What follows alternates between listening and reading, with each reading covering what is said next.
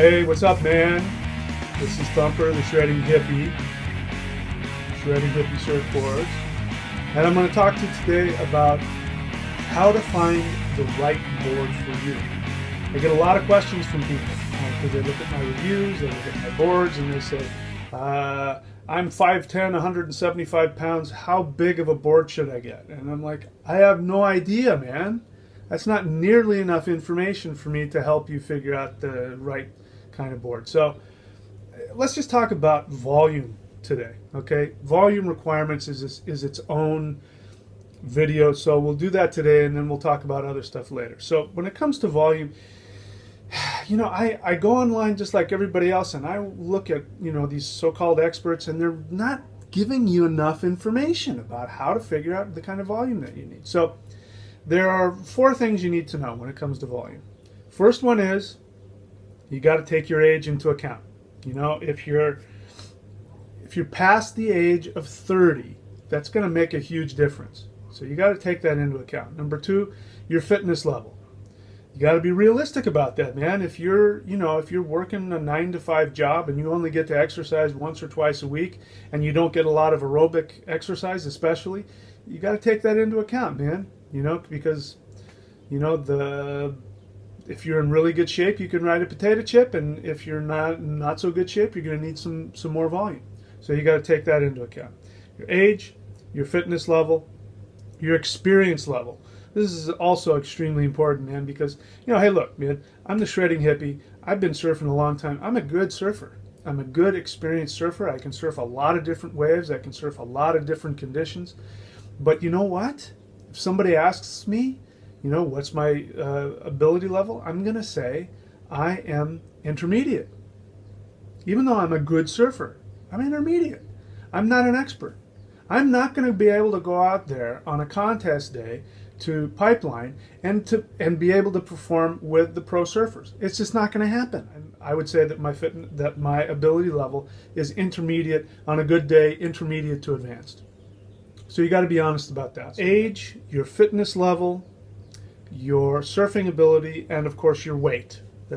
You got to factor all that in together. Now, when I was 30, you know, I'm 5'9" now. When I was 30, I was a ripped 175 pounds. I was surfing 4 days a week, man.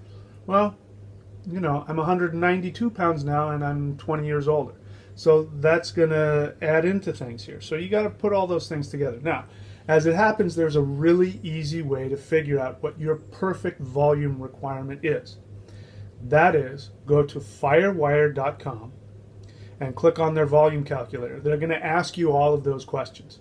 If you're honest and you answer that honestly, you're going to get a range for both good waves and you know bigger waves and not so good waves. You know, basically summertime and wintertime. You're going to get 2 volume requirements. Now, I found for me that the perfect volume requirement is between 45 and 46 liters. I tend to usually ride high-performance boards, you know, like this.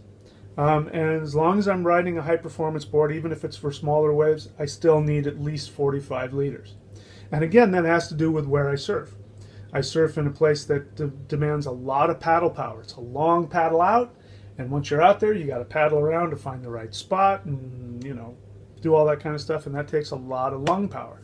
So in order for me to be happy, I need enough volume. There are other places that, you know, a much shorter paddle out, then it's okay. You know, you can get a smaller board. But even then, you know, volume is your friend, man. You know, really, volume is really your friend, just like they say. So anyway, that's what you need to do. My suggestion is, you know, if you want my help and you've got questions about what kind of surfboard you need, I'm happy to help you with that, but you've got to answer those 4 questions. And with that, I can help you determine the right board for you. Now, when it comes to surfing the Hypnotic, people should be asking me, because the Hypnotic, as you know, is a single quad hybrid. Now, single fins, they can handle a little more volume and a little more length. And the reason for that is that there's 2 reasons. The first one is, you know, you're doing a lot of these deep carving turns, which, you know, a longer board is going to give you the length to be able to do that. The other thing is that you got the single fin, which you can change the placement on the single fin. So even if you do, let's say, buy a board that's too big for you, all you got to do is push that single fin farther up or get a little smaller one. That thing will turn super loose. It's really amazing what you can do with single fins. You can't do that with a tri or a quad. You've got a fixed length, and if that length is too long, doesn't matter if you do quad or tri, you're going to be upset.